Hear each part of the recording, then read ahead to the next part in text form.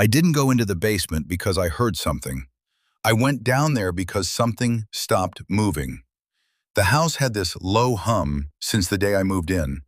Pipes ticking, wood stretching, electricity crawling through old wires. It wasn't loud, but it was constant, like the house was breathing in its sleep. That night, it stopped. Not faded, stopped.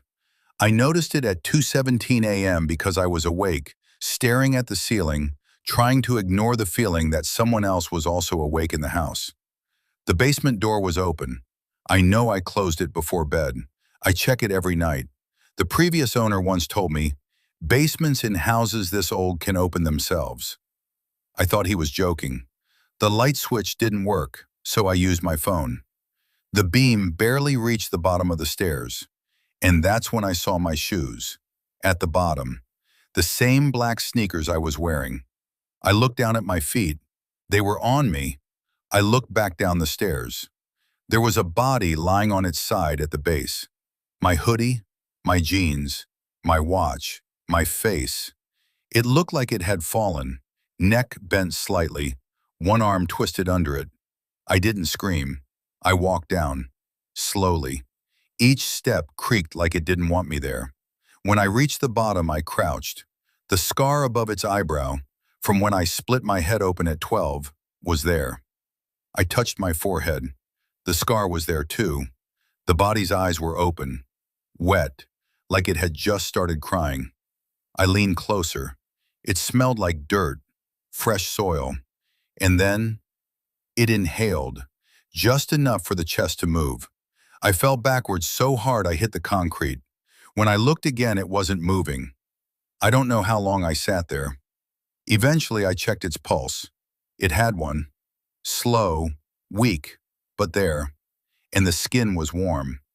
I dragged it to the wall. I don't remember deciding to, I just did. Its head rolled when I pulled it, eyes still open, watching. I ran upstairs, locked the basement door, didn't sleep. At 5:42 a.m., my phone buzzed. A text from me. Don't let it wake up. The timestamp was tomorrow. There were photos in the thread, basement photos, the body. But in the pictures, it was at the bottom of the stairs, not by the wall where I dragged it. I ran to the basement door, unlocked it. The stairs were empty. The wall was empty. The basement was clean. No body, no dirt, no drag marks.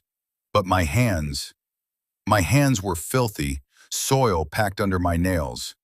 That night I heard breathing, from below. I didn't go down, not until the third night. That's when I woke up to knocking. 3 slow knocks, from under the floor, the basement. I opened the door again. The light worked this time, and the body was back, sitting against the wall, head tilted, looking at the stairs. At me.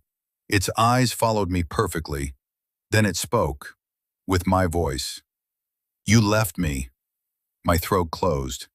I didn't put you there. It blinked. You always say that. Always. I live upstairs, it whispered. You live down here. No. You're wearing my life. The light flickered. When it steadied, the body was closer to the stairs. I never saw it move. You don't remember, it said softly, because you're not the one who started this. I slammed the door, locked it, but the mirrors stopped obeying me.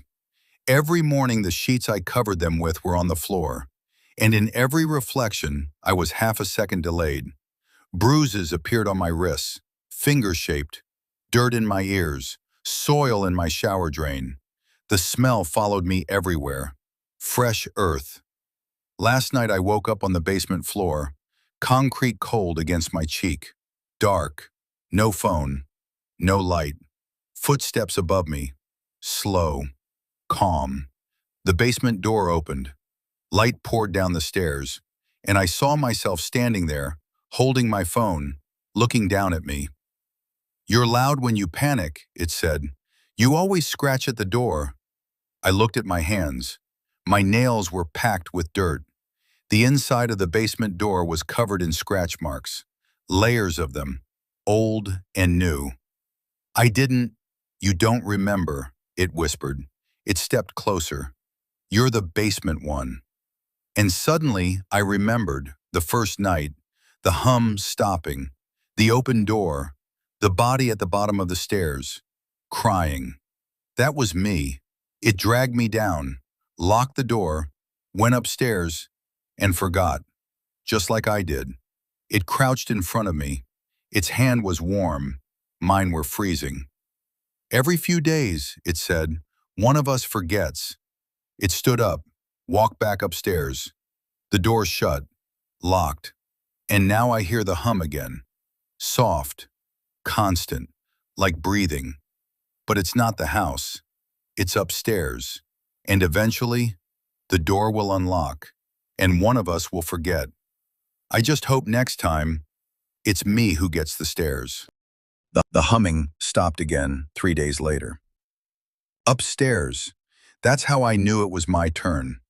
You don't understand how fast hope dies until you're trapped in concrete silence. When the hum runs, it means one of us is living, moving, existing. When it stops, it means the other one is waking up. I sat in the basement corner counting my breaths, pressing my back against the cold wall like it could swallow me. Then I heard it. The lock. Click. The basement door creaked open slowly. Light spilled down the stairs. Footsteps. Calm, steady, familiar. I stood up before I meant to. I don't know why I always stand up. Like I'm greeting a guest. Like I belong there. It appeared at the top of the stairs. Me, wearing my gray shirt. The one I remember putting on yesterday. Except yesterday doesn't belong to me. Not really. It stared down at me. Blank. Then it smiled. You look worse every cycle, it said. Its voice was relaxed. Mine sounded like it had been buried. How long? I asked. It tilted its head slightly. You've been down there 12 days this time. 12. That felt wrong. I remember 3. It stepped down one stair. You never remember the last part. What last part? It didn't answer. It just kept descending, slow, controlled. When it reached the bottom, it didn't rush me. It walked around me, studied me, like livestock. You start to rot faster now, it murmured. My stomach turned. I'm not rotting. It grabbed my wrist. Tight. Too tight. Pain shot up my arm. Look at your skin. I looked. There were faint gray patches near my knuckles, like something under the surface, something fading. I don't understand, I whispered. You're not meant to last long, it said. You're the transition. Transition to what? It leaned close. Its breath was warm. Me. My chest tightened. No, I'm the original. It laughed. And it was wrong. There was no humor in it, just repetition. That's what I said. Silence. Then it did something new. It pulled out my phone, unlocked it, showed me the screen. A video, recorded upstairs, time-stamped yesterday. It was me, but not me, standing in the living room, staring into the camera. I think this is the cycle where I make it permanent, the video version of me said. Permanent. I looked up at the version standing in front of me. You tried before, it said calmly. You always hesitate. Hesitate to do what? It didn't blink. To leave you here. My mouth went dry. You're not supposed to wake up this aware, it continued. Usually you just cry, scratch at the door, forget. I won't forget, I said. It stepped closer. You always do. Suddenly the light above flickered. The humming started again. But it wasn't upstairs. It was in the walls, all around us, like the house was thinking. The version of me looked up, annoyed. It's sinking, it muttered. What's sinking? Before it could answer, the basement door slammed shut on its own. The lock twisted, hard, final. The lights went out. Total darkness. I heard breathing, Not mine. Not above me. Beside me. I turned slowly. There was another shape in the dark, standing near the wall. Another me. Thinner. Skin sagging slightly. Eyes too wide. "How many are there?" I whispered. The version next to me didn't speak, but I felt it smile. Upstairs I heard footsteps again, but lighter, more confident. And then, laughter. Multiple, layered, like echoes of the same voice. My voice. Realization hit me slowly. We're not switching, we're multiplying. Each cycle doesn't replace, it adds. One goes upstairs, one stays, and one changes. The thing beside me stepped forward into what little gray light leaked under the door. Its skin wasn't gray, it was splitting, like something underneath was pressing outward. "You don't get stairs," it whispered. Its voice wasn't fully mine anymore. It sounded stretched. "None of us do." The humming grew louder. The walls vibrated. Dust fell from the ceiling. And then I heard something I hadn't before. Scratching. Inside the walls. Everywhere. Hundreds of fingernails. Dragging. Searching. I backed toward the stairs instinctively. The other versions of me didn't follow. They just watched. Waiting. Then the basement door unlocked again. Slowly. Soft click. I froze. The door opened halfway, but no one stood there. No version of me. No footsteps. Just the empty stairway. Leading up. For the first time, no one was guarding it. The humming stopped completely. Dead silence. The other versions didn't move. They didn't try to climb. They just stared at me. And I understood. This cycle. I'm the one being tested. If I go up, I become the next one. If I stay, I become what's splitting. I took one step toward the stairs. Behind me, the splitting version began to laugh. Wet. Wrong. "You won't like what's upstairs," it croaked. I swallowed, because I already knew. Upstairs isn't life. Upstairs is control, and something is learning to wear us better each time. But I stepped up anyway. One stair, then another. Halfway up, I heard the basement door start to close. On its own. Slow, heavy, final. And from below, in perfect unison, all of them whispered, "Don't forget." The door slammed. Locked. The hum came back. Soft. Steady. Breathing. And as I reached the top of the stairs, I realized something was already standing in my living room, waiting for me, smiling. The thing in the living room was standing perfectly still, not pacing, not breathing, just waiting. It looked like me, cleaner than me, sharper, like someone had edited out the flaws. "You made it," it said calmly. Its voice didn't echo like the others. It was solid, grounded, like it belonged here. "I'm not doing this again," I said. It smiled. "They all say that."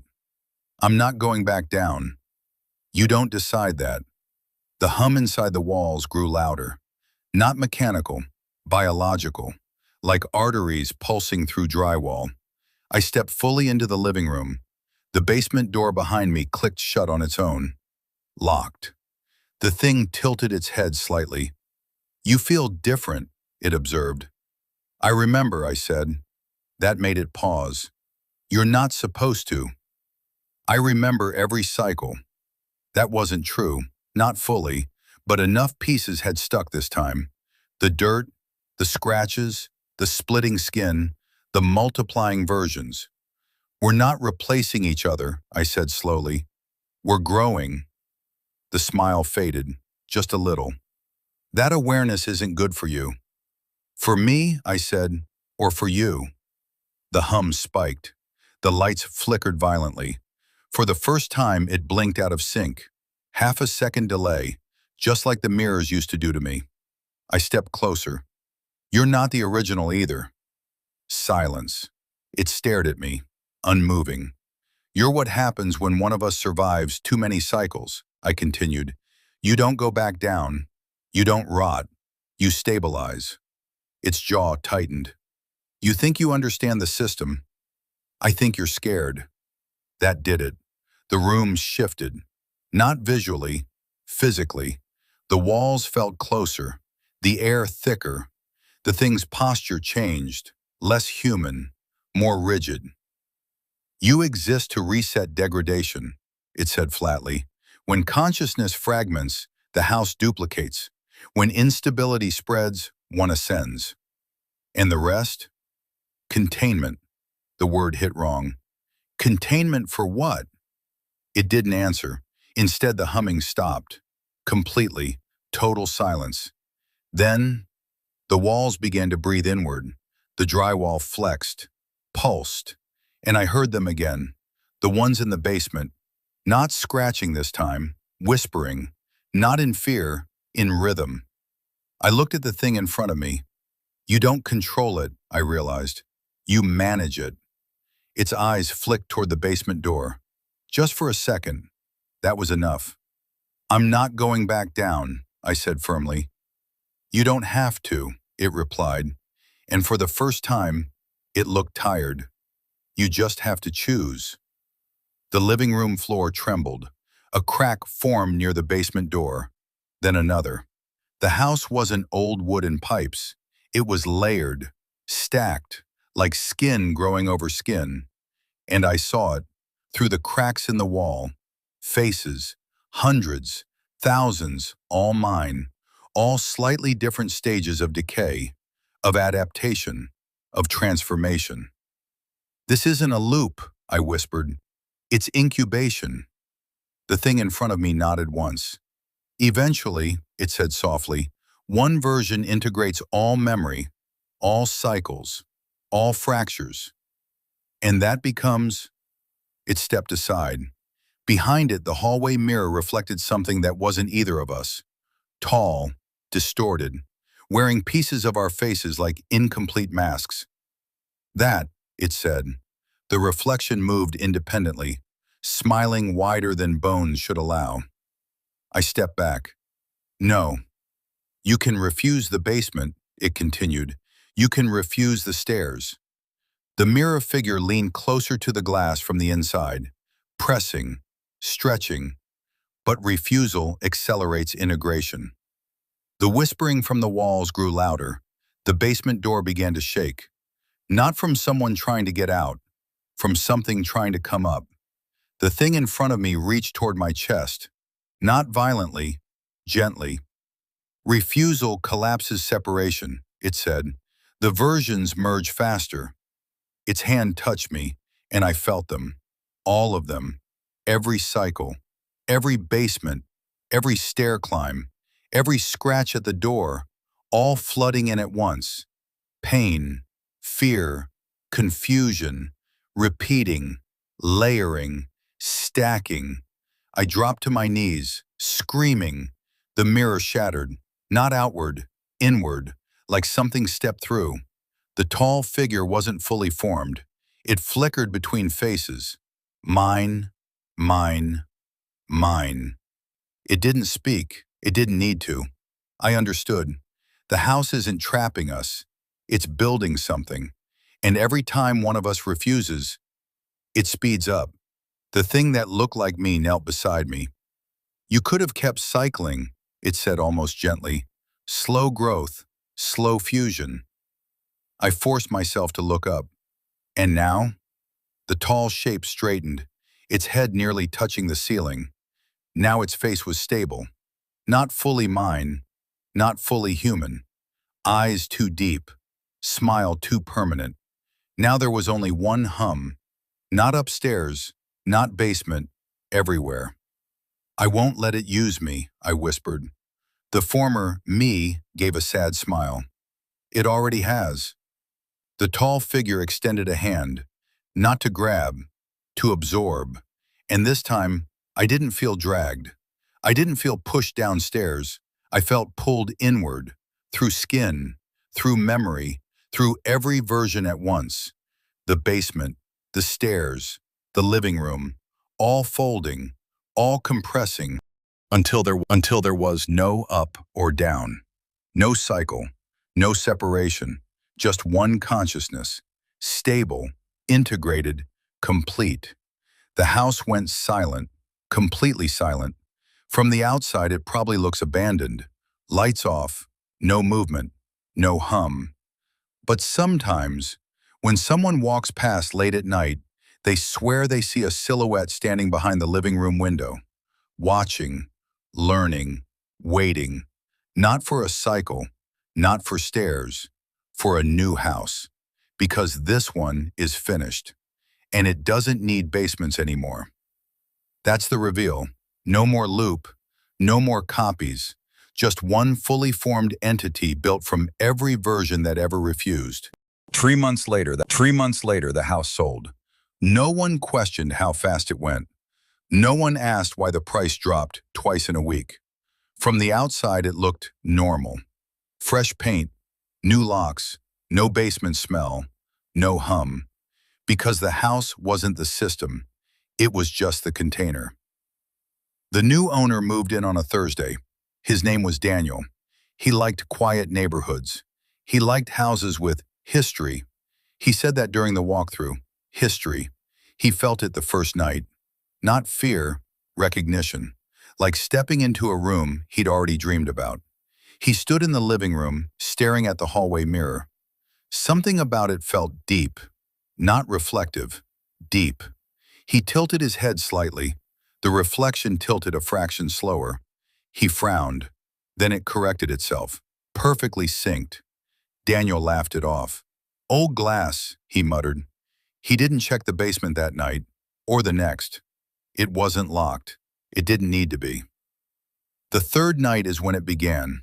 He woke at 2:17 a.m., not to a sound, to a stop. The air felt different, still, like something had paused. He sat up slowly, listened. Nothing, but his chest felt tight, heavy, like he wasn't alone inside it. He stepped into the hallway. The mirror reflected him. Perfect. But behind him, for half a second, something taller, he spun around. Empty hallway. When he looked back, just him, breathing fast, sweating. He blamed stress. New spaces take time. But as he turned back to bed, he heard it. A hum. Soft. Not from below, from inside the walls. He froze. The hum felt familiar, comforting, like being inside a body that fits. And behind the sound, something else. Not scratching, not crying, learning. By the 7th night, Daniel stopped questioning the mirror delays. By the 9th, he stopped noticing dirt under his nails in the mornings. By the 12th, he stopped remembering his dreams. Because they weren't dreams, they were uploads. Basement, stairs, cycles, refusal, integration. On the 14th night, he stood in the living room at 2:17 a.m., awake, still, listening. The hum was steady now, strong, stable. He smiled slightly. In the hallway mirror, his reflection didn't delay anymore. It didn't flicker. It watched, perfectly aligned. Behind the glass, for a second, the tall shape appeared. Clear, complete. Daniel blinked. Gone. He walked to the basement door, opened it. The stairs were dark, empty. No body, no scratching, no cycle. He nodded once, closed it, locked it. Not to keep something in, but to keep the structure intact. He returned to the mirror, looked at himself, whispered, "We don't need basements anymore." The hum deepened, expanded, not confined to walls, not confined to wood.